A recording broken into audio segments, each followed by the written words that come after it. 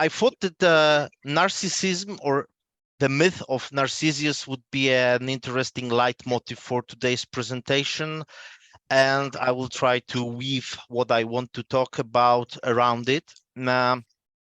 It probably all starts with the situation in my own country, in Poland, where whenever you want to speak about international politics, you probably should at least pose yourself as a realist. Yeah, without saying that, yeah, I have the realist outlook of international politics, you will be judged as somebody who is naive or maybe, in a sense, dangerous for our political community.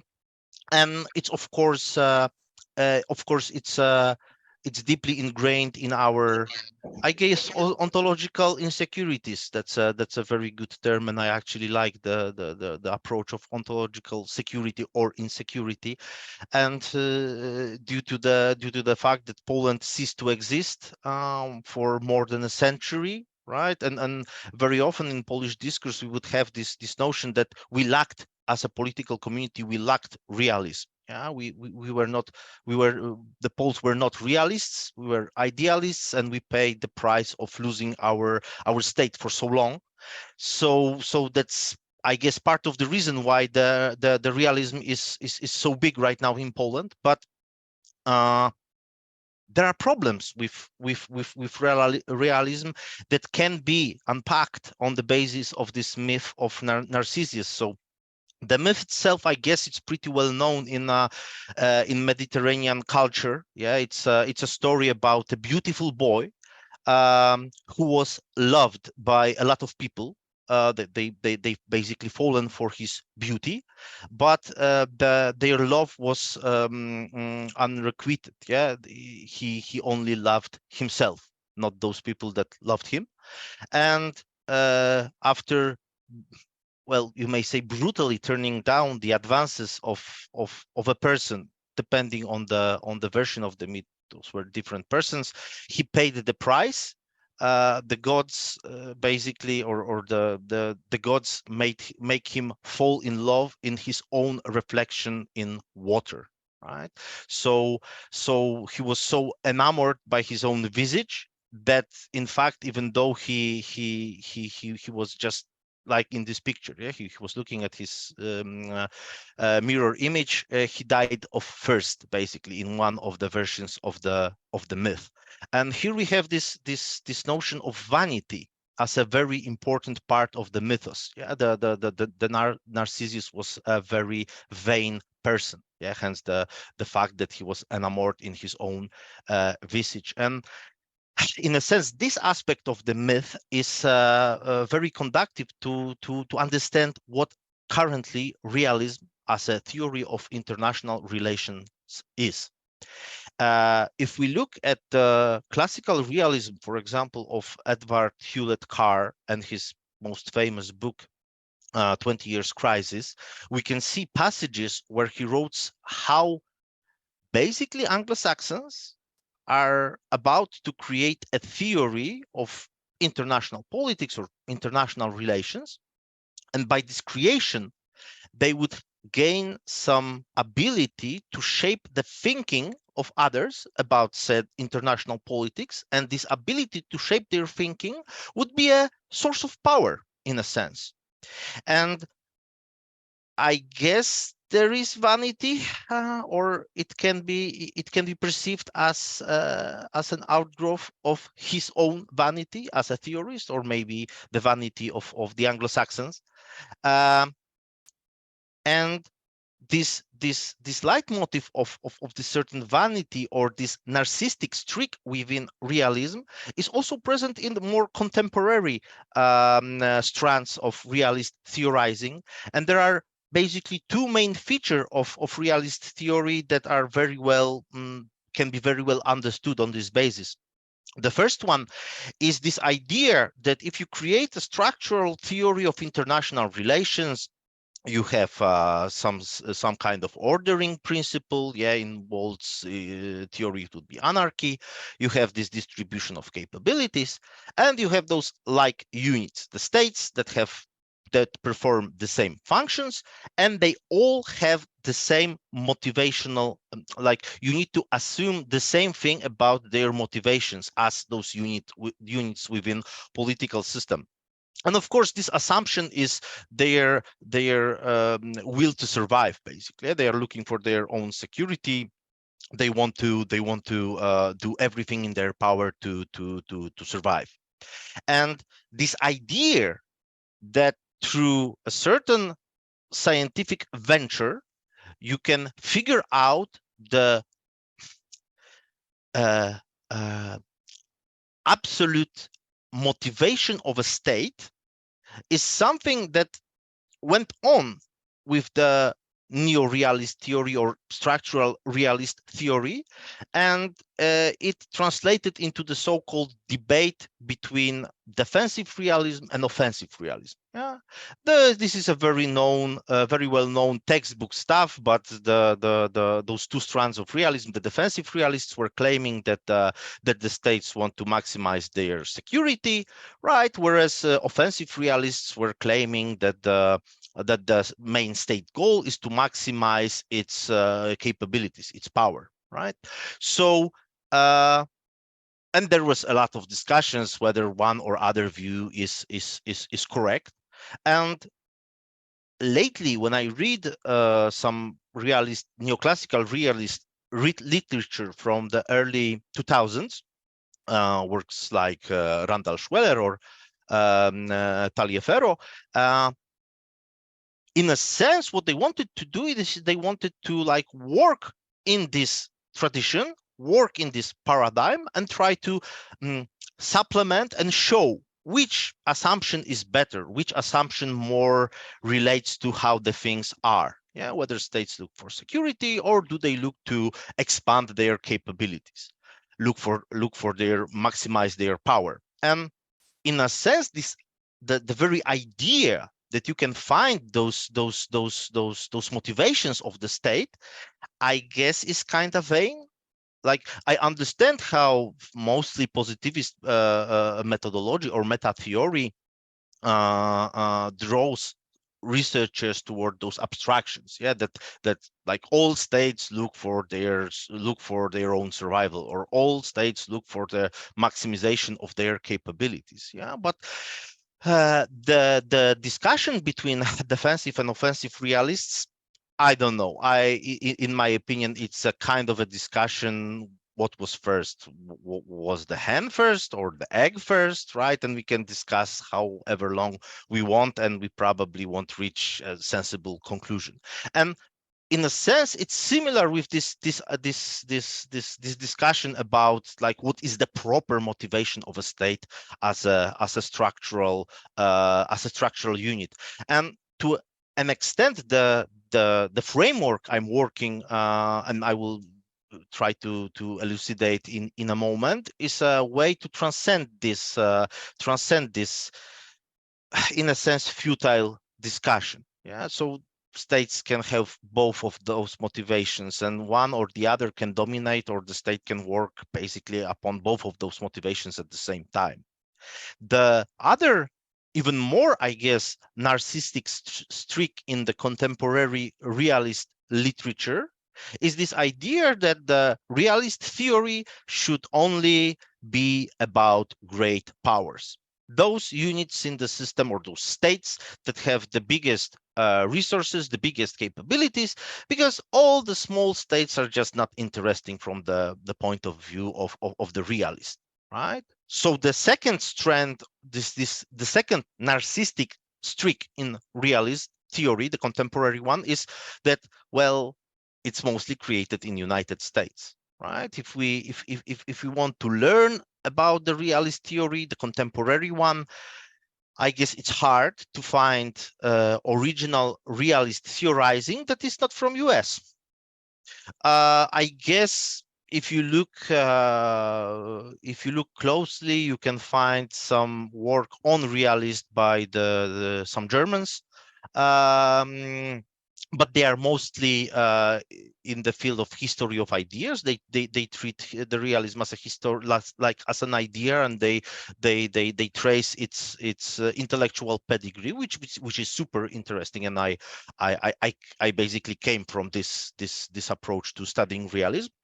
Uh, we have, I guess, Asle Toye and his work on European Union as a small power, which is super interesting, and I actually quite enjoyed his research. But besides that, yeah, the people who are saying that they are presenting us with the neoclassical realist of theory of international relations, uh, those guys are from US, right? And of course, because they are from the most powerful, they are hailing from the most powerful country in the world political system, they would work within this idea, within this second narcissistic streak within realism, where they will only look at the great powers, right? They won't be interested all that much in all the political plankton, right? Those smaller states that don't have so much power, so why bother with them now? And this is the second moment, which I'm hoping to transcend, I guess, uh, working on my framework of ideal types of states. I'm trying to create a framework that facilitates understanding of international politics, no matter if we want to understand the great power or a small power or a medium power. And this hierarchy of powers, I would mention at the end of my presentation. So the last thing before I go to presenting the framework is basically my meta theoretical stance. So although I respect positivism as a meta theory, as an approach to conducting social science, I personally am not partial of it. I would probably call myself analyticist. I'm interested in creating ideal types that helps to understand international politics, that help to make this very complex sphere of human existence more relatable to us as the subjects of knowing, right? So basically this is your very, I guess, Weberian approach to the subject, yeah, to make the world relatable and help to understand why others do stuff and why they think that they are doing stuff that is important to them. Yeah, that's my epistemic goal, basically. And it's not like I want to use statistics. It's not like I want to use some certain theories or ideas from mainstream positivist social science, right? But in the end, my goal is to help others to understand international politics better and make their own normative judgments more explicit. Because in the end, if we have a social science that do not help us to basically judge our own reality, take a stance in the problems of our own political communities, like who is gonna profit from that? The Anglo-Saxons, right? So that's basically that's what I'm coming from when it comes to meta theory. Now, so my ideal types, they try to combine basically three things. They try to combine the material aspect of power as it's widely understood in political realism, then marry it with a certain approach to the so-called relative power, that is the extraction capability of state, and then look or meld those two qualities of state with the way they behave in international politics. This helps me to find the building blocks, the categories that will help me to build or to paint those ideal types that I hope will help out with the understanding of international politics. So material power is this part of political realism or international relations theory of realism that is actually very often overlook, and in a sense, if we would like to use Bourdieu's term, is kind of a part of a doxa of a discipline as a whole, but also a part of doxa of realist theories of IR.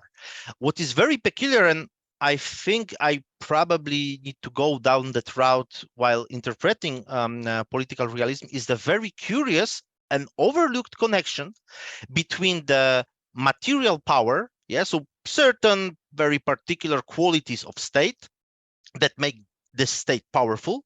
So the very peculiar connection with this material concept of power with geopolitics. Yeah. Geopolitics, as it was understood by the writers both in Great Britain, United States, and Germany.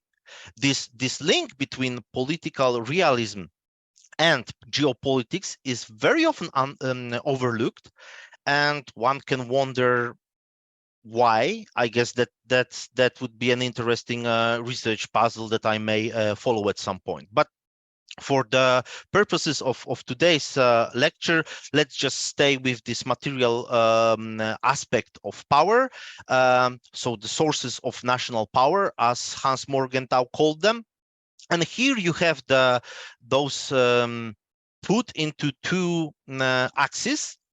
One is how much the particular source of national power is materialistic in an ontological sense, and how much it's intersubjective. The other axis is, of course, how fast its impact on aggregated state power changes through time, right? So we could basically we could the good example would be, of course, the uranium or plutonium, right? So a part of natural resource endowment of a particular country or a particular political community. And in 19th century, you probably could make a green paint out of the uranium or plutonium. I don't remember which one, but one of the fission materials. You could use green tint for making a crystalline glass. Not the most important natural resources of resource of strategic value, right? But push play on the axis of time and go to like late 40s and early 50s, and then the fission materials as national resources are gaining more and more as in prominence as something that helps out state that possess them to be powerful, right? And this whole discussion, like it was my attempt to update this very conventional, I guess, catalog of material power sources of the state, putting those on those two axes, and let some fresh air to the room, like make this more, I guess, interesting. Is my own attempt to basically update them. Yeah, and but what is most important, or what is most relevant for me here, for my ideal typification, is of course the fact that the state have those qualities, and those qualities make up the power of this state, the material power of the state. And like I said, it's pretty familiar story, right? It's a pretty familiar way of thinking about state's power, right? That if the state have a strong military, good geographical localization, have a great diplomacy, it means the state is powerful, right? I think intuitively we know what it's all about, right?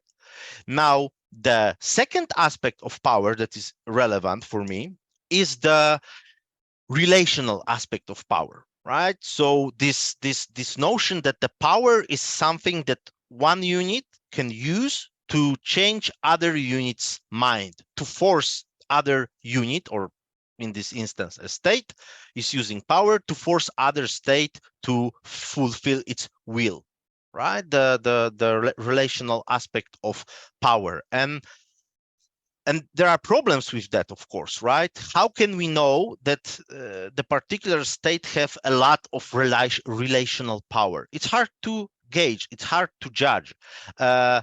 some would say that the category itself is not that helpful, because we can say that the particular state actually has a lot of power in that sense only post hoc. Yeah. So after this state used the power and changed the mind of some other state, we can say that this state was powerful. Yeah, because it was successfully able to change someone else's mind.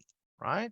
But um, as a category that facilitates understanding, I think the relational power is still somewhat useful, especially if we try to figure out what is this thing that translate this material notion of power, those sources of power, into actual outcomes, yeah, into actual ability to force other to do what you want. Yeah. And of course, it's this aspect of power in within neoclassical realist literature is called either extraction capability or states power, state as institution, right? And there is this notion that certain institutions within the state and the statesmen as well, or decision makers, they are the things that translate all those potentialities within power resources into actual outcomes, right, like it is on this graph. And then this power is the ability to shape the environment, the international sphere, whether it's the rules of the game through regimes or organizations, or whether it's the behavior of other states, right? So those two basic notions, or those two basic ideas that are relevant to my thinking, or that are relevant for my ideal types, would be first the fluctuation, the changes within the endowment of a particular political community of those power resources, right? And they change historically. Just that's why I brought this one of the axes, right? Whether they are stable or not. So they change. And this change within the capabilities of the state, of course, is the source of movement within the international political system, right? But then we have this extraction capability. So how well those states are able to use those, right? And at this moment, or in my theorizing attempt, I guess, um, the extraction capability is still very much unpacked. Yeah, I like to keep it as this idea that this is something that helps to translate those potentialities into actual outcomes. But as you will see, and I will talk about it briefly for my ideas for further research, or what I'm working at currently, you will see that this extraction capability definitely needs unpacking, but you cannot do everything at once, right? So here we have the extraction capability, and now the meat of my theoretical framework. So those ideal types of states according to their power and policy behavior. And as you see, uh, we have those two very general very general categories of states that are once again very well known, not only in international relations literature, but also in the history of diplomacy, and also in your popular discourse about international politics. So we have those status quo and revisionist states, right? The status quo states are those that have their bellies filled. Yeah, they are happy with their position. They want to do everything in their power to stay at the top, more or less, or at least to stay at the place in the international political system that they are happy with. On the other hand, we have those revisionist states that want to interact with international political order, to change it in the way that will help them grow in significance, help them grow in prestige, and help them grow in power, right?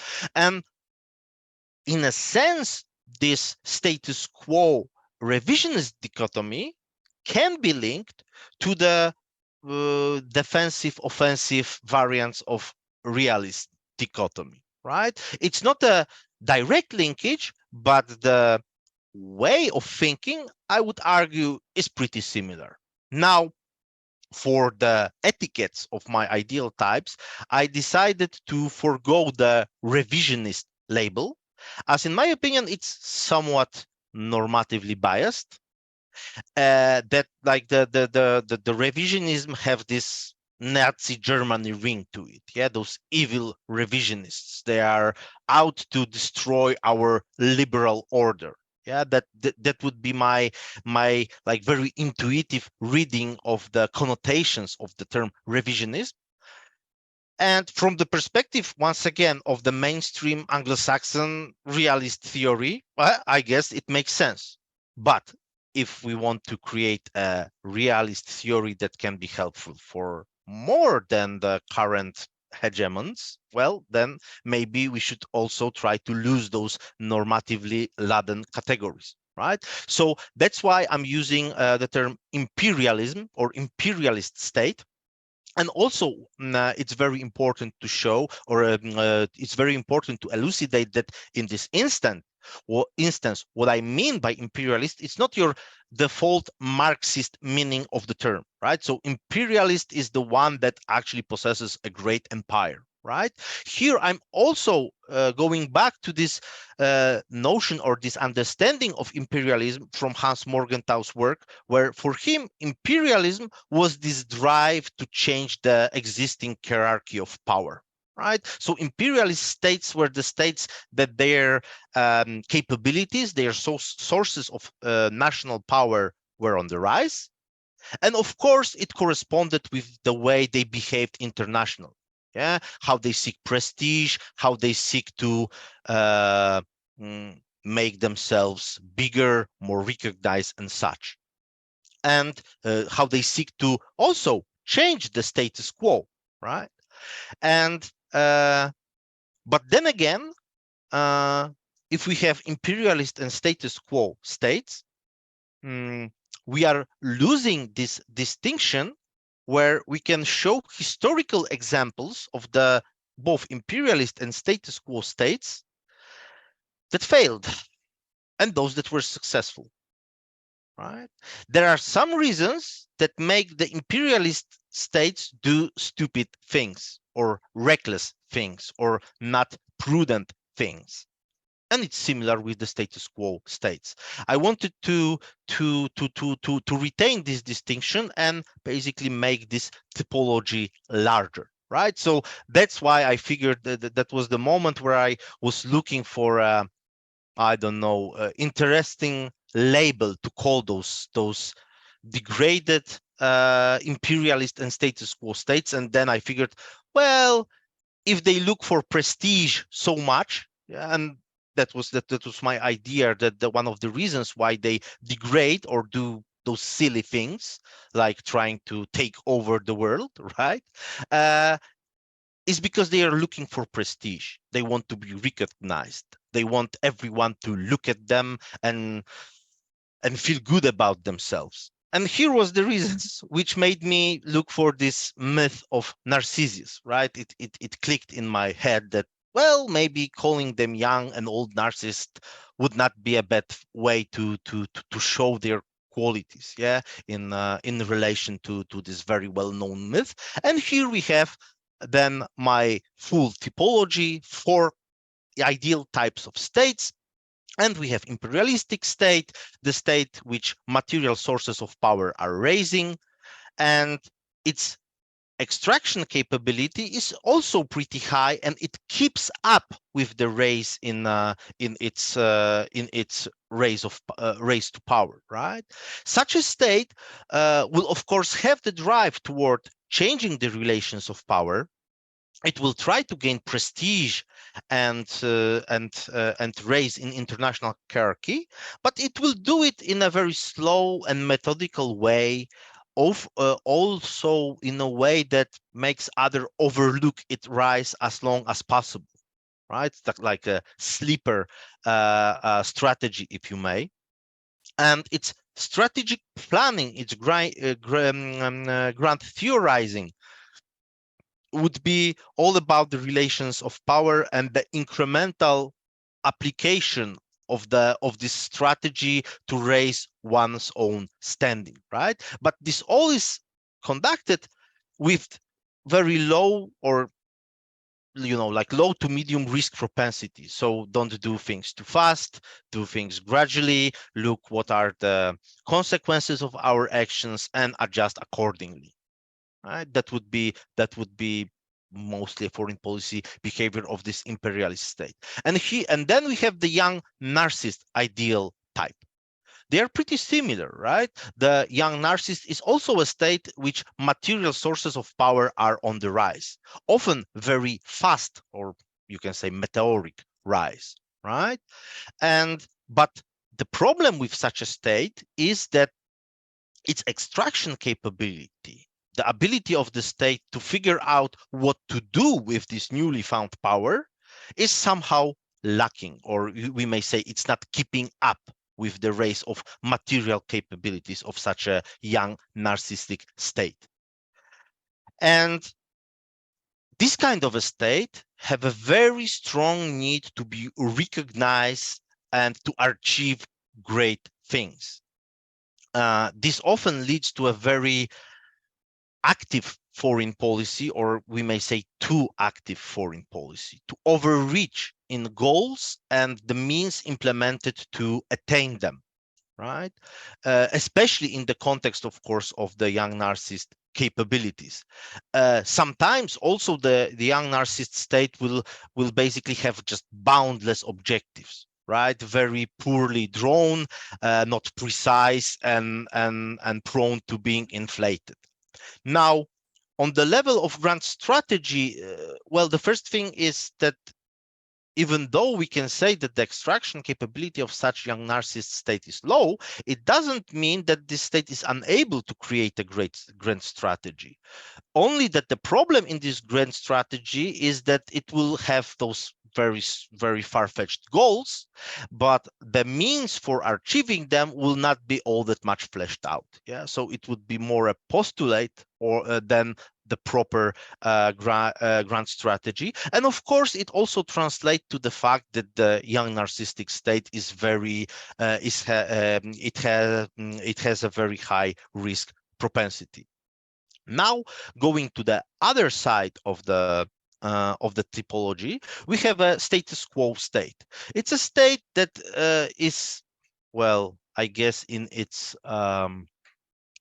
capabilities, it's stable, right? Do not necessarily it means that like its population is shrinking or its economy is not growing, right? It's more about relative changes in those sources of power, right? So they are stable within status quo country, but other countries may just gain them at a quicker pace. Now, what is also very important then that this ideal type of state also involves high and quite stable extraction capability. Yeah, be it a smart diplomacy, be it very good administration, right? This extraction capability helps to squeeze every ounce of this relational power from the power sources. And this kind of state would have the inclination towards keeping its own position in international hierarchy. It will try to use the norms of the international order for its own sake. We have this, I call it like the status quo legitimization. Yeah, it was always like that we were so important, so we should stay that way, because otherwise there would be chaos in the system. We don't want chaos, we don't want disorder, so let's keep things as they are, right? And that would be very often in different guises the core of the policies of the status quo power. Now, it doesn't mean though that the foreign policy of status quo state need to be passive. For example, I like to talk about how those status quo powers can try to hit the sources of national power of those states that are on the rise. Just look at what the US is doing to China right now in the context of high technology and microchips, right? If the US is putting embargo to sending to selling high technology to China, it inhibits China's ability to grow, to gain more and more sources of power, right? So in this way, it's harder for China to get to US level, right? And it's an active foreign policy in a sense. And this is like a good example of how those status quo powers would behave. Yeah, just targeting certain sources of race of their possible competitors.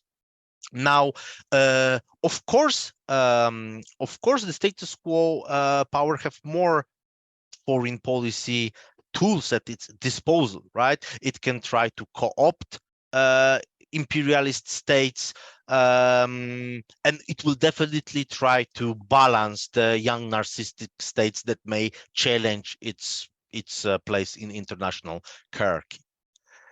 So that's a good way of looking at the status quo state, right? But the last ideal type in my framework, of course, is what I call the old narcissist state. So it's a status quo power that actually have a drop in its extraction capability, right? So it it have this tendency to live in its past glory, even though it doesn't have all the means that were conducive to attaining this glory in the past. Uh, so this is a type of a state that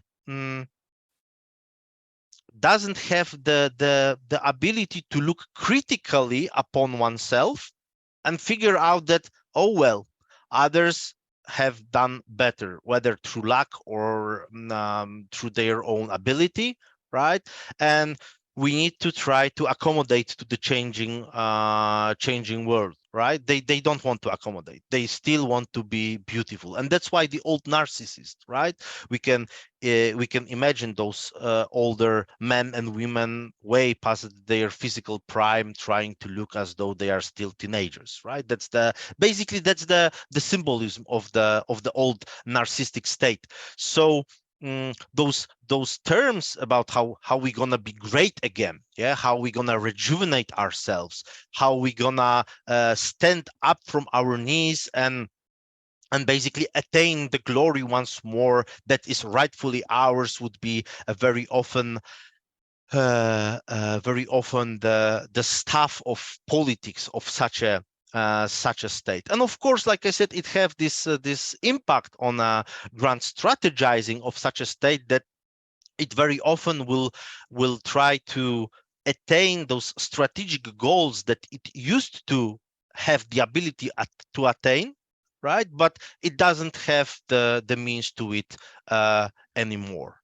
Now, why this ideal typology is important or relevant, in my opinion, or what kind of normative meaning we can get from to ourselves from these ideal types? Well, it's not about that imperialist and status quo countries are quote unquote good, yeah, that they are benign, that they cannot make mistakes, or that they cannot be dangerous from the perspective of international order. It's more about that the narcissist states are even more dangerous. They are dangerous not only for themselves, because very often the narcissist states will end in a tragedy, but they are also dangerous to their allies or their partners, right? So there is like two types of normative judgment that we can make upon this ideal typology, at least initially. So the first judgment is to judge our allies, to judge our international partners. And if you judge your partner to be a narcissist state, then you need to be very careful about your partnership, right? The second normative judgment, I would say even more important, as you will see on the next slide, why it is more important for me and maybe for you as well, is the fact that if you are a member of political community, if you are a citizen of a state, and you start to think about your own state and political community in terms of international narcissist or the narcissist state, well, that's a good call for you to actually take things into your own hands, yeah, to try to exert your agency and change something for your own political community. Because if you don't do it, well, historically speaking, very often those narcissist state ended poorly, just like the narcissist from the myth, right? Even though he was looking at his reflection in the water, he died of thirst. Now, we are coming now towards, I guess, the consequences, or the empirical, quote unquote, empirical testing of my theoretical framework, but also its starting point in a sense. So to create an ideal type, it's not only sufficient to basically learn the language or create a language or use someone else's language to create your own intellectual construction, just as I did, borrowing certain terms from the realist lexicon, right? It is also trying to refine the historical experience, just how you understand it as a object of knowing, into this refined form of ideal type, of this relevant utopia. Of course, we will never find the narcissist state in its ideal in a real world, right? It helps us to understand how actual states behave. If they resemble this ideal type to some extent, well, then we can draw conclusions out of it, or we can exert our normative judgment upon them, yeah, and this will help us act in a certain manner. But also, so for me, creating those ideal types, of course, comes from me reading a lot of history, right? And that's like, also, that's nothing new. The the the the the most respected realist scholars, from my perspective, are those who are actually did their job reading the history of international relations. Yeah, look no farther to Henry Kissinger, who basically, as a scholar who worked on his PhD was about the Congress of Vienna, for example. Yeah, so he did his fair share of digging in historical archives, right? And so here you have uh, my own like my own take on where my ideal types came from, yeah, on what actual historical states they are based upon. Yeah, and we have um, um, the Athens from before the death of Pericles. We have the US, we have Bismarck Prussia. As a young narcissist states that, well, as the historical states that resemble young narcissist type or help me build it, it would be Wilhelm's II Germany, Athens after Pericles' death, and especially during the Sicilian expedition, King Louis the Fourth, so King Son, France. Um, for the status quo, of course, it's a Great Britain in its splendid isolation period, Austria during the reign of Metternich, um, maybe Byzantium of Justinian the Great. And as far as the old narcissist state ideal type building blocks, it would be Napoleon's second, the third France, Austro-Hungary after Crimean War, and also Tokugawa shogunate in the 19th century. Now, you can also see, and this is like, that's why you see so many question marks in the latter part of the table when I'm saying that those are the states that you may try to understand on the basis of those certain ideal types. That's why you have so many question marks, because it's still work in progress, right? It's something I should definitely research more, and it's more of my intuitions based upon the ideal type that I developed than anything else. So for imperialist, the contemporary imperialist state, will have China, Russia, and Brazil. For young narcissist state, we have contemporary Poland, Iran, and also your state, Turkey, right? For status quo, or the states that may resemble the status quo ideal type, we have Germany, Japan, Saudi Arabia. And for old narcissistic states that that dwell in the contemporary world politics, I think the Brexit, Great Britain, and USA under the Trump administration would actually resemble the ideal type of old narcissist state very well.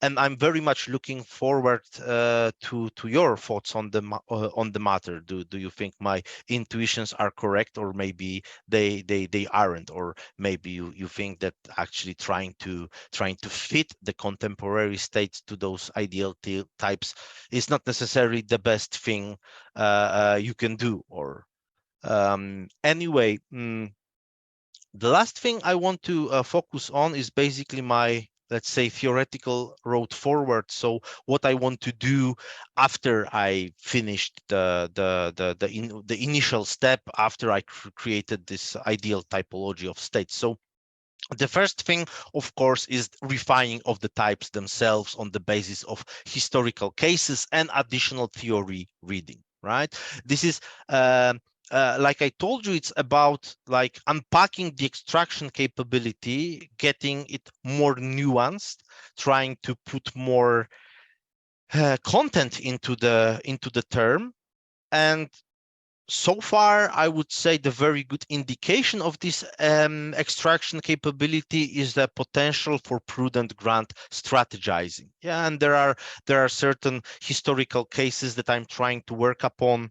There is this case I will probably follow in one of my next papers. I want to compare uh, the development of naval weapon systems in Great Britain and Imperial Japan through the interwar period, because it's super interesting story. We have Great Britain, old hegemon, very powerful country with a lot of prestige, that is deciding to forego its program for building heavy cruisers armed with 200 millimeter guns, and instead focus on smaller, weaker, light cruisers with smaller guns. Yeah, so it's kind of a paradox. Why did they decide to do it? On the other hand, we have Japan, and although Japan is a